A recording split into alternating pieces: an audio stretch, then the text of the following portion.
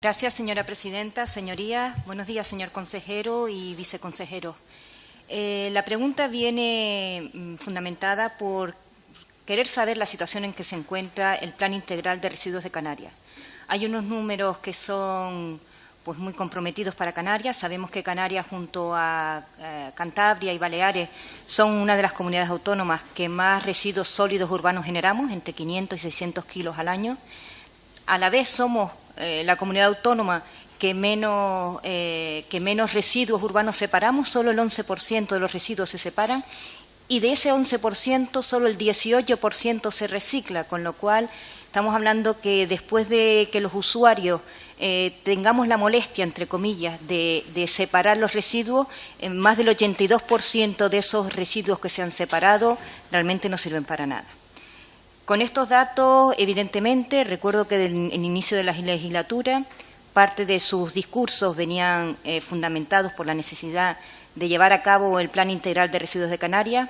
Sabíamos que había un borrador del anterior Gobierno que se presentó a principios del pasado año, un borrador que prometía ser un instrumento modélico para las RUP, que crearía nuevas infraestructuras en materia de residuos, pero se quedó en papel mojado.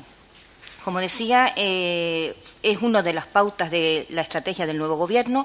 Tenemos que adaptarlos a la normativa europea, a las directivas europeas, a la estrategia de economía circular, tenemos que adaptarnos a la ley de residuos y de suelos contaminados y utilizar no solo este instrumento como un arma de adaptación necesaria, como decía, normativa, sino como un instrumento también de creación de economía, porque sabemos que la gestión de los residuos crea economía y a la vez crea empleo. Este tiene que ser un instrumento de racionalización, un instrumento en el que se tengan que tener unos hitos claros de prevención, de preparación, de reciclaje y de eliminación de residuos. Usted lo ha dicho varias veces, la eliminación de residuos tiene que tener un componente: quien contamina paga. Quisiera saber, en esta línea que ha adelantado en algunas comisiones, qué expectativas tiene respecto a esa premisa, porque sabemos que hay una falta legislativa importante. Sabemos que no hay un incentivo real para aquellas personas que sí separamos.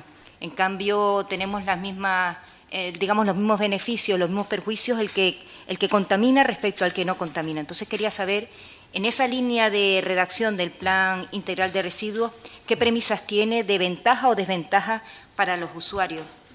También quisiera saber unas declaraciones que usted ha hecho en relación al plan integral, y es el desarrollo normativo que tienen que llevar a cabo los cabildos a través de los planes directores de residuos, que es un instrumento que también se tiene que adaptar a la normativa europea, y en el que he escuchado alguna declaración suya en el que se remite a que va a ser un instrumento o conveniar con los cabildos para que sea la consejería la que lleve a cabo estos instrumentos, estos planes directores, que estarán supeditados, imagino, al plan integral, y que se llevará a cabo a través de, quiero que no especifique si va en esa línea, a través de la empresa pública Traxatec.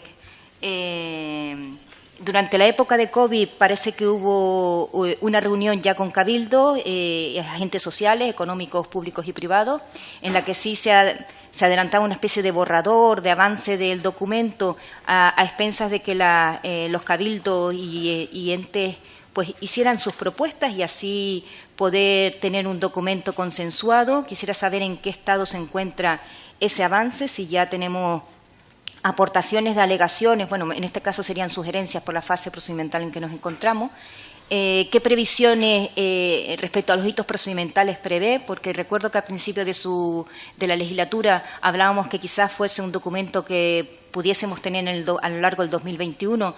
Y quisiera saber si también está, como sabemos que está vinculado a la ley de economía circular, ¿en qué estado se encuentra la ley? Porque al estar supeditado un documento al otro, tendríamos que saber en qué fase se encuentra y nada, simplemente saber las previsiones procedimentales que prevé para el documento. Muchas gracias.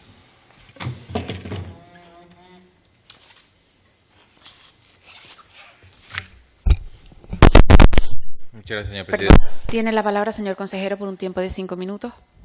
Muchas gracias, señora presidenta. Señora diputada, el PRICAN, el Plan Integral de Residuos de Canarias, como usted muy bien ha dicho, nos encontramos con un borrador que tuvimos que reformular. Reformular porque no se alineaba con lo que era la Estrategia Europea de Economía Circular y tenía carencias desde el punto de vista de que no era un documento que fuese sometido a una evaluación ambiental estratégica y, por lo tanto, tenía una debilidad jurídica que podía ser que el documento, de haberse aprobado, hubiésemos tenido que repetir de alguna forma todo el trámite, ¿no? Y además porque habían elementos con los que diferíamos desde un punto de vista político, pero también desde los distintos cabildos. Los cabildos no estaban en líneas generales de acuerdo con ese documento de Plan Integral de Residuos. Por lo tanto, reformulamos el documento, nos reunimos en una task force con la Unión Europea y planteamos nuestro objetivo de tener un documento aprobado, alineado perfectamente con la Estrategia de Economía Circular a principios del año 2021. Para eso, evidentemente, empezamos una ronda de reuniones conjuntas, no solo con cabildos y ayuntamientos, sino también con los agentes que están implicados en la gestión de los residuos, ¿no? Tanto distintos colectivos de proveedores, distintos SCRAC, distintos sistemas, lo que antes eran sistemas integrados de gestión, empresariado, parte también de representantes de consumidores, al objeto de ir analizando lo que tenía que ser el contenido de ese PIRCAN. Un PIRCAN que ya hemos finalizado esa fase previa para poder lanzar a exposición pública, ya se ha remitido a publicación y esperamos, tal como nos dice el Servicio de Publicación, que pueda ser publicado en la semana del 13 de julio para esa exposición pública, ¿no? Esa exposición pública que es la fase previa para poder llegar a acometer lo que sería la aprobación definitiva. Por lo tanto, es un documento que está perfectamente alineado con la Estrategia de Economía Circular. Es un documento que no habla para nada del concepto de valorización energética o incineración, con lo cual podremos conseguir que Canarias sea un territorio libre de incineración, de la misma forma que ya otras islas así lo han declarado. Y es un documento pues, que evidentemente se remite también a una ley de economía circular. Cuando anunciamos lo que era la agenda legislativa por parte de esta consejería, dijimos que precisamente en esta época iniciaríamos los trámites para la elaboración de la ley de economía circular. Pues también ya se ha mandado a publicación el documento para consulta previa a la ciudadanía sobre la necesidad de esa ley de economía circular, que esperamos que también salga en esa misma semana, con lo cual ya se inician esos trámites de redacción de la ley de economía circular, en la cuales pues ya se viene trabajando a falta de poder remitir esos documentos para ir cumpliendo con la agenda legislativa que nos habíamos marcado. Pero evidentemente aquí los cabildos son una pieza importante, ¿no? Una pieza importante ya que reside en ello el coordinar no la fase de recogida, pero sí la fase de tratamiento. Y en esa línea tenemos una debilidad, y la debilidad es que los planes territoriales de cada una de las islas que tienen que al final que poner y ordenar cuál es la gestión de los residuos en cada uno de esos territorios insulares, pues no están actualizados. Y al objeto de poderlos actualizar y también tenerlos en el año 2021 aprobados definitivamente, el Gobierno de Canarias ha adquirido acuerdos con todas y cada una de las administraciones insulares el pasado mes de abril, al objeto de firmar convenios, de manera que vamos a ser el Gobierno de Canarias, por medio de un encargo de una empresa pública, la que va a asumir las funciones de elaboración de esos documentos para que los cabildos procedan a sus trámites de aprobación. Por lo tanto, entendemos que en el año 2021 Canarias se va a colocar en línea con toda la tarea hecha, sobre todo también para poder captar buena parte de fondos de la Unión Europea, a los cuales no podríamos acceder si no tenemos planificaciones, ¿no? Por lo tanto, es necesario esta tarea de planificación, es necesario además que vayamos un poco más allá. No hablamos solo de ley de residuos, sino hablamos de una ley de economía circular.